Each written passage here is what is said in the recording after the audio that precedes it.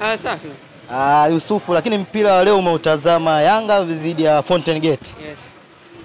Mimi nakuja kwenye mchezaji mmoja mmoja, umekionaje kiwango cha Celestine Ekua mpaka muda huu? Nafikiri kwanza tuanze na mchezo wote kiujumla. Yanga alikuwa kwenye nyakati bora sana, lakini narudi kwenye kauli ya Pedro Gonçalves, kocha wa Young Africans, kwenye mchezo wa jana wakati anaojiwa kuhusiana na mchezo huu alisema moja kati ya kitu ambacho amekinoti ni falsafa ama namna ambavyo timu za Bongo zinacheza. Muda mwingi zinapenda kucheza kwenye low block, lakini nafikiri leo ni kama amekutana na surprise ndani ya uwanja. Kitu ambacho kocha wa Fountain Gate alikibadilisha ni kwamba hakutaka kuwa wa pili kwenye matukio kwenye mchezo wa leo. Unaona muda mwingi alikuwa anacheza mpira wake wa kawaida kwa maana ya open football, na muda mwingi akawa anaifanya Young Africans kuwa pia ya pili kwenye baadhi ya nyakati. Umiliki ulikuwa ni mkubwa kwa upande wake, hususan kipindi cha kwanza. Kama kuna kipindi Fountain Gate alipaswa kushinda, basi ilikuwa ni kipindi cha kwanza, kwa sababu alitengeneza nafasi lakini umakini ulikuwa unakosekana, na utarudi kwenye namna ambavyo anakosa wachezaji wa kuiamua mechi, kwa maana quality player ndio imekwenda kuamua mchezo wa leo.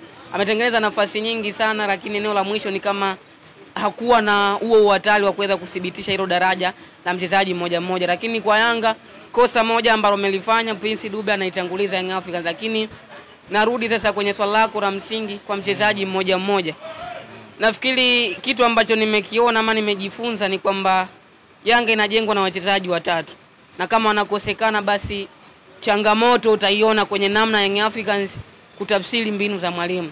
Kitu cha kwanza, ukimkosa Pacome Zouzoua pamoja na Dickson Jobu Diala, japokuwa leo Jobu alikuwepo, unaona kabisa timu ina struggle. Tazama kwenye mchezo wa leo ilikuwa inamkosa Pacome Zouzoua. Kwenye eneo la ushambuliaji ni kama hakukuwa na umakini kulingana na huo uhatari ambao Zouzoua amekuwa akiuonyesha, na amekuja kudhibitisha hili baada ya kuingia dakika 45 kipindi cha pili. Lakini kwa Celestine Ekua nafikiri anapitia changamoto kubwa sana. Najaribu kumtazama kiwango ambacho alikuwa nacho akiwa ASEC Mimosa, and then namtazama kwa hivi sasa kwa Young Africans. Inawezekana mbinu ambazo mwalimu anazitumia ndio imekuwa ngumu kuweza kuziishi, ama changamoto ambayo anakutana nayo ni kwamba ushindani ambao uliopo kwenye kikosi cha Yanga. Lakini rudi hata kwenye eneo la Mohamed Doumbia, mchezaji ambaye aliwekewa matarajio makubwa sana, wakamuita AI.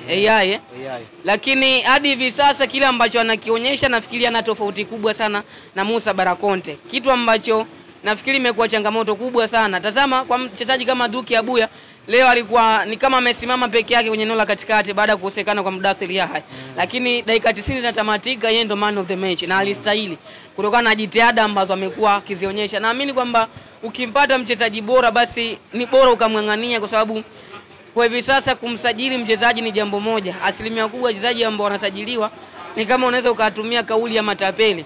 Atakuonyesha nikija kwenye timu yako nitafanya hiki na hiki wakati unamsajili, lakini akisha kuja mambo yanakuwa tofauti. Kwa hiyo nafikiri tumeshuhudia mchezo mzuri sana, lakini wenye vitu vingi ndani ya uwanja, lakini muhimu ilikuwa ni pointi 3 kwa Young Africans, na of course ameweza kuzipata. Ndugu Yusufu, mimi nataka kiufundi zaidi. Najua mchezo umeutazama vizuri.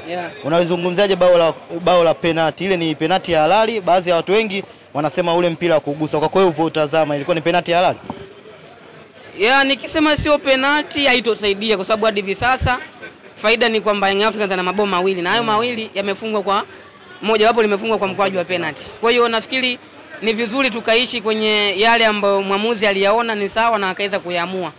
Inawezekana ilikuwa ni penalty au sio penalty, yote ni majibu, lakini Young Africans ameweza kunufaika. Inawezekana ni makosa ya referee ama ametumia ukubwa wa wachezaji alionao kwenye namna ya kumshawishi mwalimu, imekuwa faida kwake. Ndio kitu pekee ambacho unaweza ukakizungumza, lakini hao ni makosa ambayo yapo, na hususan kwenye ligi ambazo zinakosa mwamuzi wa pili kwa maana VAR. Imekuwa changamoto kubwa sana, lakini yote kwa yote dakika 90 zimetamatika, Young Africans amebuka na ushindi. Kitu pekee ambacho nafurahia kukiona ni namna ambavyo Pedro Gonçalves anajaribu kuitengeneza ama kuishape Yanga, ambayo wakati inaanza msimu ni kama Romain Folz alikuwa anatufanya tuamini kwamba wachezaji ambao wapo hivi sasa Young Africans aidha viwango vyao vimeshuka, kama hata hizi sajili ambazo zilisajiliwa ni kama walipigwa. Lakini kwa namna ambavyo yeye ameishape timu kwa muda mchache ambao amekaa kwenye timu, unaona japo haijajipata sana, lakini pointi 3 muhimu inazipata bila kuvuja jasho sana kulinganisha na kipindi cha Romain Folz. Hivi leo upo katika benchi la ufundi wa timu ya Young Africans. Ni vitu gani utavishauri katika uongozi au benchi la ufundi kuongezea baadhi ya wachezaji? Unaona sehemu gani imepwaya? Nafikiri tunaenda kwa dirisha dogo. Kuna baadhi ya wachezaji wa kigeni wazawa itabidi waangaliwe kwa jicho lingine, kwa sababu ukitazama mfumo wa mwalimu unategemea zaidi direct football, kwa maana anapenda sana kushambulia kupitia maeneo ya pembeni.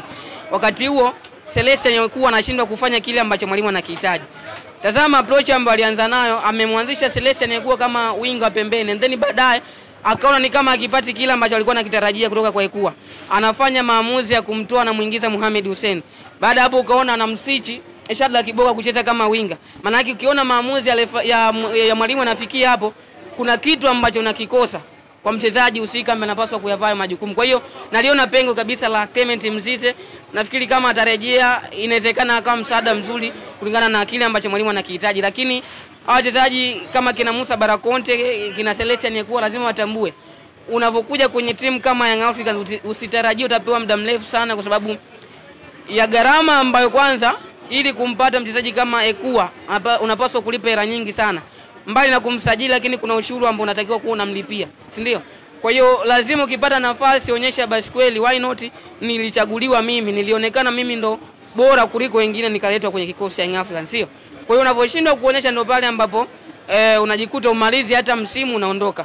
Young Africans hivi sasa si timu ambayo unasajiliwa alafu utarajie utapewa misimu miwili ikiwa bado uonyeshe kile kitu bora. Kwa hiyo lazima ukipata nafasi onyesha ili uendelee kuipata hiyo imani ya kuendelea kubaki kwenye kikosi cha Young Africans. Kwa hiyo Young Africans atafanya marekebisho, naamini ni kitu ambacho atakifanya kwa namna ambavyo natazama kikosi chake na uhitaji wa namna ambavyo anashiriki mashindano tofauti. Atahitaji kubadilisha baadhi ya wachezaji ama kuongeza nguvu hususan kwenye eneo la ushambuliaji, sababu ndio imeonekana kuwa changamoto. Nafikiri hadi hivi sasa Young Africans anahitaji mshambuliaji kwa maana namba 9 mwingine, Yanga anahitaji kupata winga mwingine, and then Yanga pia anahitaji kumpata kiungo mwingine kwenye eneo la katikati, kiungo mzuiaji. Nafikiri baada ya kuondoka Aucho tuliamini Musa Barakonte inawezekana akawa ni chaguo sahihi kulingana na age ambayo alikuwa nayo, lakini kiwango ambacho alikionyesha akiwa CS Faction, lakini hadi hivi sasa ameshindwa kukionyesha kile ambacho wengi walikuwa wanatarajia kutoka kwake. Kwa hiyo lazima Young Africans wataingia sokoni kwenda kuangalia baadhi ya maeneo kulingana na kikosi chao ambapo kinacheza. Umezungumzia katika maeneo ya namba 6 winga, hujazungumzia katika namba 10. Mpaka sasa hivi Mohamed Dumbia hatuoni namba zake sio nzuri sana zilizishi. Kwa hiyo unamuona anafaa kwenda katika mashindano ya klabu bingwa hata kwenye ligi kuendelea naye huyo Mohamed Dumbia? Nafikiri tutaangalia eneo gani ambalo lina uhitaji zaidi. Kwa sababu ukirudi kwenye eneo la namba 10, mbali na kuwa Dumbia anashindwa kufanya kitu bora, lakini unaona Pacome akicheza kwenye hiyo nafasi anakuofa kitu bora, lakini Maxim pia anaweza kufanya hivyo. Lakini ukirudi kwenye eneo la namba 6, tazama ukiwakosa baadhi ya wachezaji kwenye hilo eneo, anakosekana Abuya ama kipindi kadhaa amekosekana Mudathiri Yahya, si ndio?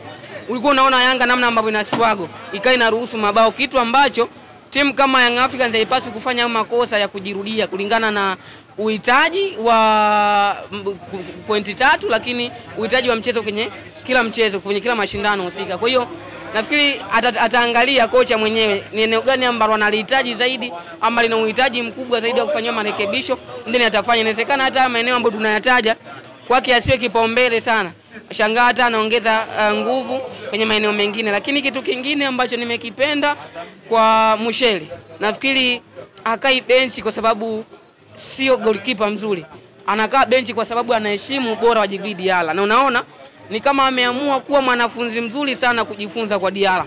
Tazama kipindi ambacho amekaa benchi utegemea kuna kiwango chake kina drop, lakini kwa mchezo wa leo nafikiri amecheza kwa asilimia kubwa sana, ameweza kufanikiwa uwezo wake wa kuweza kuituliza timu. Lakini angalia hata pale ambapo anarejeshiwa mipira amekuwa si mchezaji ambaye ana pressure, moja kati ya changamoto ambayo baadhi ya timu inapitia. Kwa hiyo nafikiri ni mchezaji ambaye anakuwa, lakini anakuwa kwenye element za Djigui Diarra, atakuja kuisaidia Young Africans pakubwa huko mbele. Shukrani sana ndugu yangu. Asante.